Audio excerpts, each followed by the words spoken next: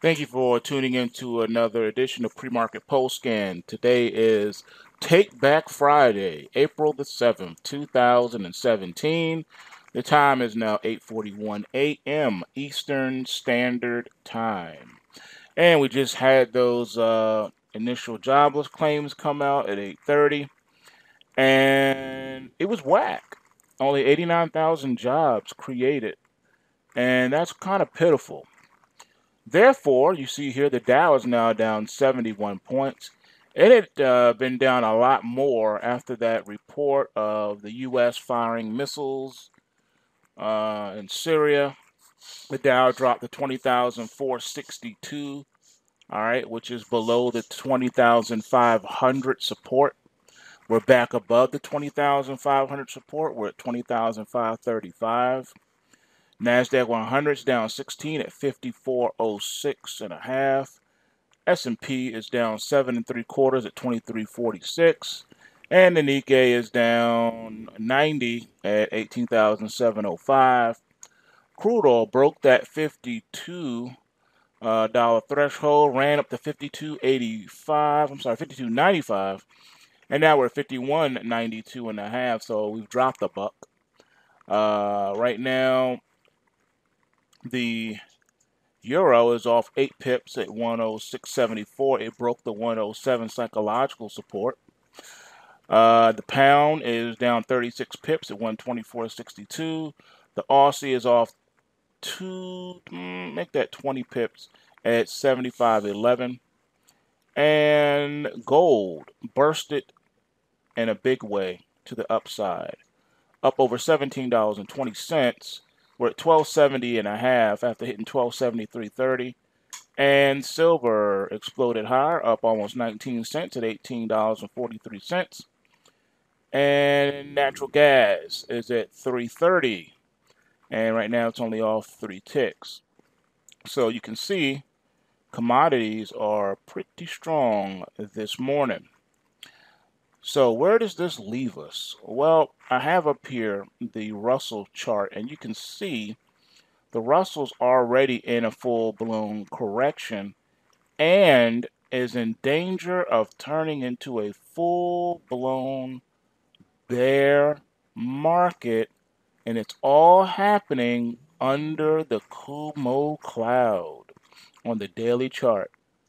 Daily chart below the Kumo cloud. Trend lines below the Kumo cloud. Price action below the Kumo cloud. Not a good sign. Let's take a look at the Nikkei to see if we can find further clues of a larger market correction or something else. Well, it looks like further market correction because look right here. What do you got? What do you see? You see that the Nikkei is already further extended to the downside. Trend lines below your Kumo cloud, price action below your Kumo cloud, and we're crossing on the trend lines. Not good. This shows that the market top is well in, and we're now in corrective territory, which is now turned bearish. This is the beginning, or the top, I should say, of the new bear market. All right, this is a correction on the daily chart. We need to pay attention to this because on the weekly chart, and this is the Nikkei, remember what I told you guys the other day, that the Russell and the Nikkei tend to lead the world markets at times. And we're talking about the world stock indexes. Well, here is the weekly, and I blew it up so you can see it. It was like in a range, and then we broke support. Here's the Kumo cloud down here. Don't have too much further to go. Switch this over to the Russell, and it looks the exact same thing. The Russell and the Nikkei are moving together. Some would argue, well, the Nikkei is not a U.S. thing. Yeah, but the Russell is. All right? The Russell is. Here's the range. Here's how we broke down through support, tried to come back, and now it's topping out again. Here's the Kumo cloud. The only thing that you have in your favor is that when you get down to here, you got the ramp coming up, which could help save the day and get a bounce. If not, we cut through it like a hot knife through butter. This is where we are. We're showing weakness. All right, you're in danger of losing momentum today on the weekly chart. That spells doom for the bullish argument going into next week. Looking at gold, here we have a very nice move, okay? The market was able to push higher in a big way. I did tell you about 1261 half, 1261.20, somewhere around there, is what we needed to close on the weekly chart in order to put an end to the downside. Well, right now, the market has everything going in its favor to do that, being above 1270. And this opens the door to a big push to get a close above 1300 next week. So this is looking really, really doable now. This is looking great. A close above 1300 next week gets us out of the Kumo cloud, and we could be off and running, folks. This could be looking good. You know where we're headed, right? Show of hands, who knows where we're headed looking at this chart? Can you see the chart? Yes, you can. Do y'all remember the Learning Academy, what we talked about? Pointers. Everybody see the point? All right, you got it now. Where are we headed? Here it is, the first one right here. All right, we got two of them. We got one back here on September the 5th of 2016. All right, 1357.60. And the second one is on November the 7th, 2016 at 1338.30. All right, so that's where we're going. The first resistance is at 1338.30. Second resistance is at 1357.20. That's where we're going, folks. Fasten your seatbelts because we got mad bucks ahead of us to go. It's not going to necessarily do it in a straight line, but this is where we're going. Pointers, people. I told you about the pointers. You won't learn that in no textbook, no trading book, nowhere. I don't care how old the book is. You will not learn that in a book. That is exclusive Black Ops trading material. It's just how it is, folks. That's why you're here. All right, so now let's look at what we're going to do for the day. Well, we've already looked in pre-market, and we did look at some other things in pre-market, like the JNUG and the GDXJ, which are looking nice. They're getting that lift. I did point out to you before, too, the complexity of your miners. And they are complex because of the various reasons that they are a stock, but they're a stock that really deals in a precious metal, which also happens to be a commodity, which also happens to be a currency. So all those currency fluctuations come into play, and it makes them more complicated, but it makes them better things to trade too, though. I don't know if you all are aware of it or not, but I did add I added the new 3X oils, the ticker OIL and OILU. I'm hoping that they can make it to the chart. You know, it's a data issue. If there's not enough data, then it could make it difficult to make it onto there. So hopefully they will.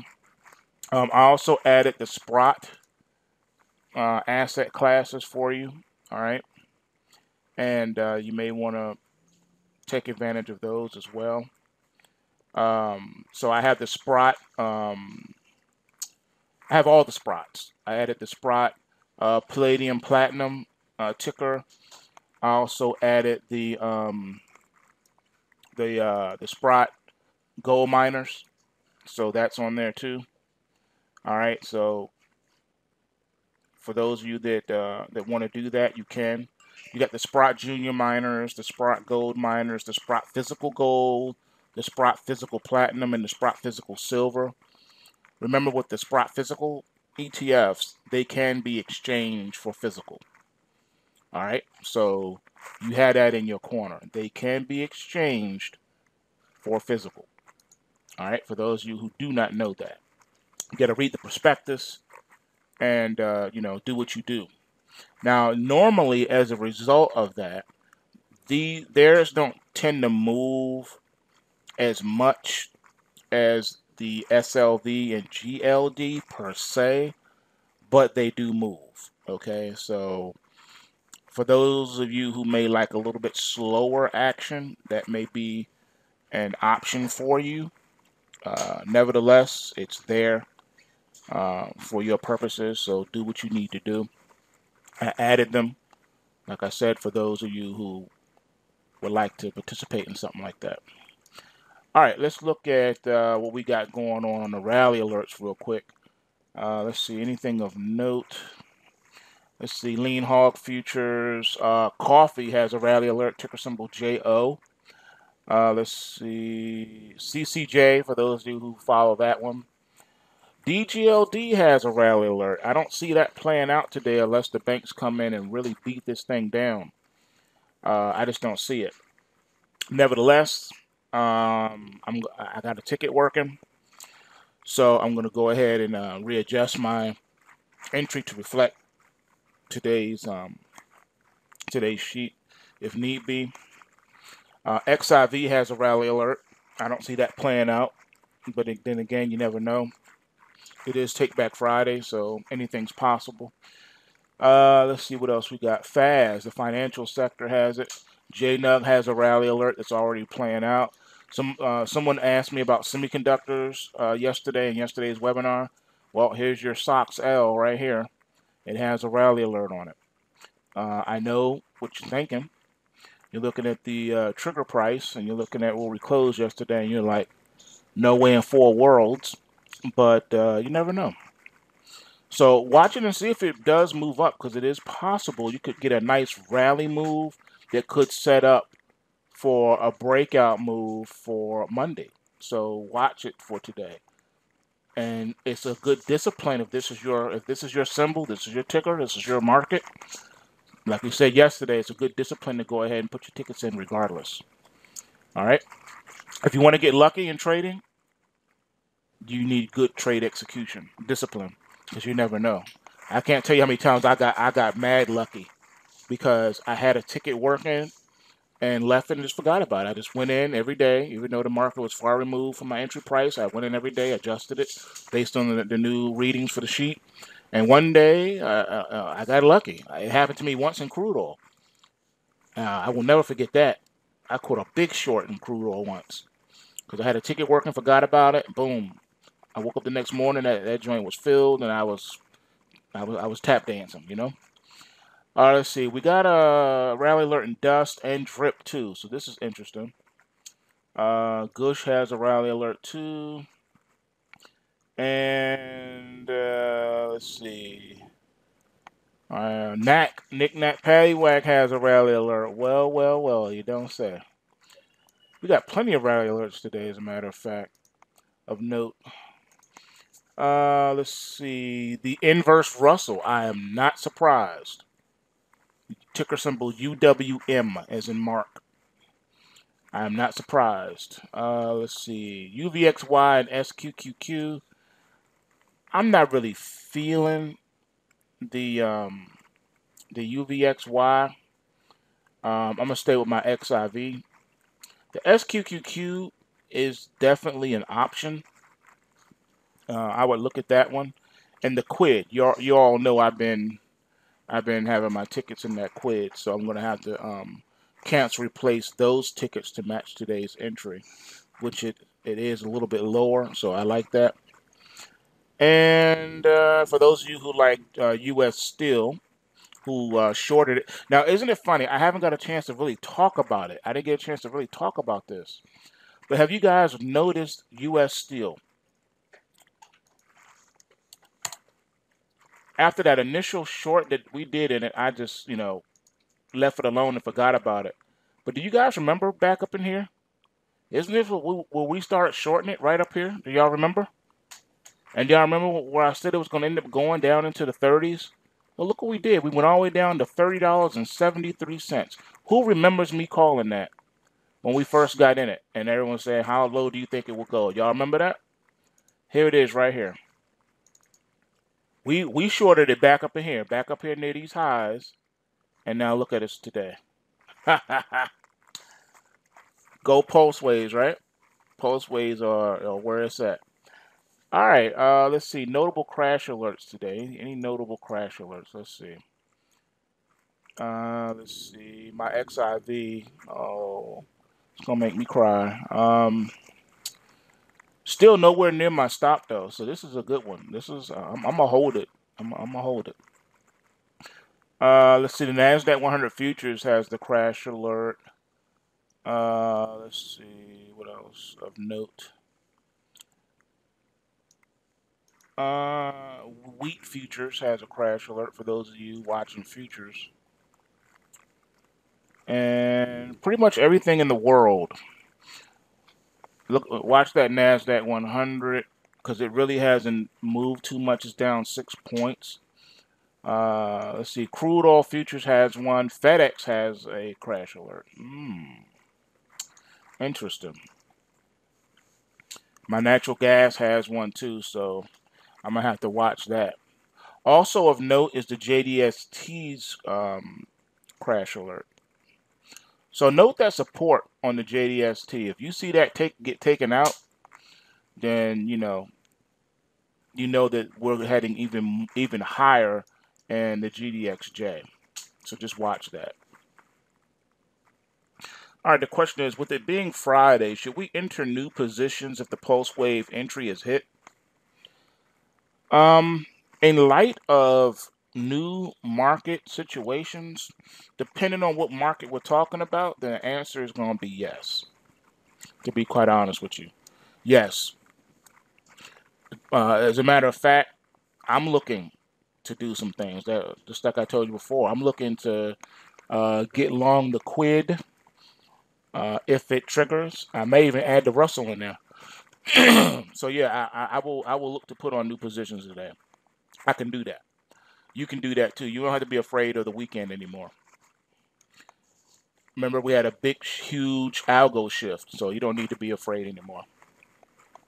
It's all good. Just understand that it is Take Back Friday for some securities. So anything that's been trending like really hard, like up every day. Remember, the rule is every day up. So let's go back and look at something. For instance, this is General Still here. It hasn't been every day up or down in the last 4 days. So anything can happen with this today. You can be comfortable putting a trade in. Let's just do. Actually, let's do gold real quick because that's going to be a good question mark. All right, here we are. All right, 1, 2, 3, 4. So out of the last 4 trading days, we've had 3 up days and 1 quiet down type of day. So this one is not subject to Take Back Friday. All right. Let me see.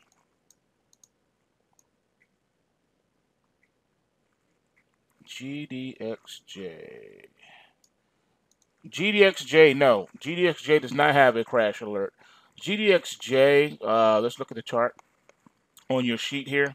GDXJ right now is in a bullish Kumo cloud. Excuse me. It's in the Kumo cloud with bullish momentum. Remember, 5 is a momentum reading in the trend column. All right, so 5 means that the weekly trend is bullish. 18 is the monthly trend, meaning bullish. So those are your, excuse me, and then 3 is just a raw momentum reading. All right, so right now GDXJ has the bullish momentum on the weekly, and under your positive momentum column, we are locked in with bullishness. All right, even though you have seen the market go down for a few days prior, as of right now, it's locked in on the bull side. All right, and today's momentum reading also favors the long entry on the GDXJ. There you go. Yep. Way to read it. You got it. Yep. That's a good post-wave one. Now, I don't see an entry possible. I mean, I don't know. I mean, I can't really say that. It's not too far removed from the market. Let's see where the market is right now. Let's take a look. Let's take a look-see. All right, right now, let's see. GDXJ popped up to 37.79. Right now, it's at 37.47. So hey, it's in play. It could do it.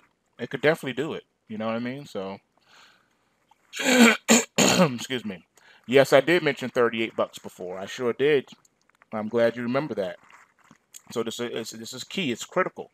If it triggers, it should run. It should definitely run to the top side.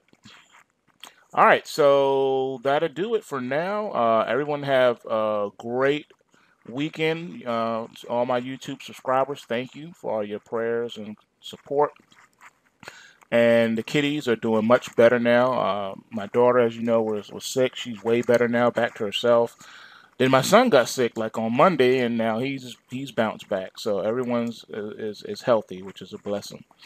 So remember, bulls make money, bears make money, and pigs get slaughtered. So remember to take what you can and give nothing back. Everyone have a great weekend.